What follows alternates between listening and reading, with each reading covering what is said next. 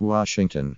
Congress approved a one-week spending measure on Friday that averts a government shutdown, providing lawmakers with extra time to finish negotiations on a long-term spending package.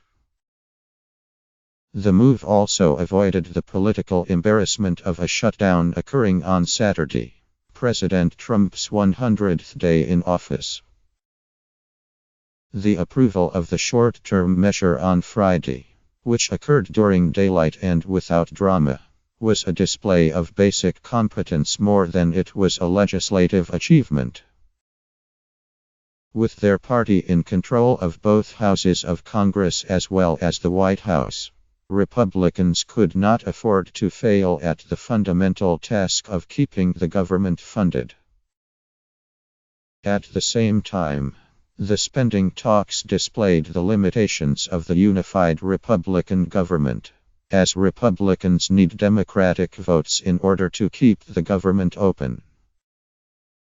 The measure approved on Friday, known as a continuing resolution, sustains government operations at current funding levels through next Friday.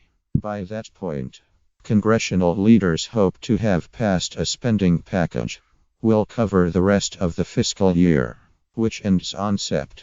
30. A continuing resolution is never anyone's first choice. Funding the government, said Representative Rodney Frelinghuysen, Republican of New Jersey and the chairman of the Appropriations Committee. However, this is our best path forward. Final negotiations on the long-term spending package played out this week as House Republican leaders tried to round up the necessary votes to move ahead on another consequential matter: the repeal of the Affordable Care Act.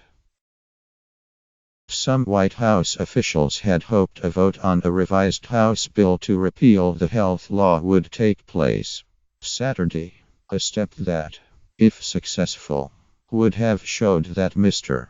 Trump was making progress on a central campaign promise. This week, the revised bill won the backing of the conservative House Freedom Caucus, which received much of the blame for the demise of the House's repeal bill in March, a legislative catastrophe for Mr. Trump and Speaker Paul D. Ryan. But the revised bill has drawn opposition from a sizable group of moderate Republican members, and House Republican leaders opted not to hold a vote on the measure on Friday. Let us begin by being thankful. We're not going to do great harm to our country this week, Representative Jim McGovern, Democrat of Massachusetts, said on the House floor Friday morning. But he offered a word of caution: now, there's always next week.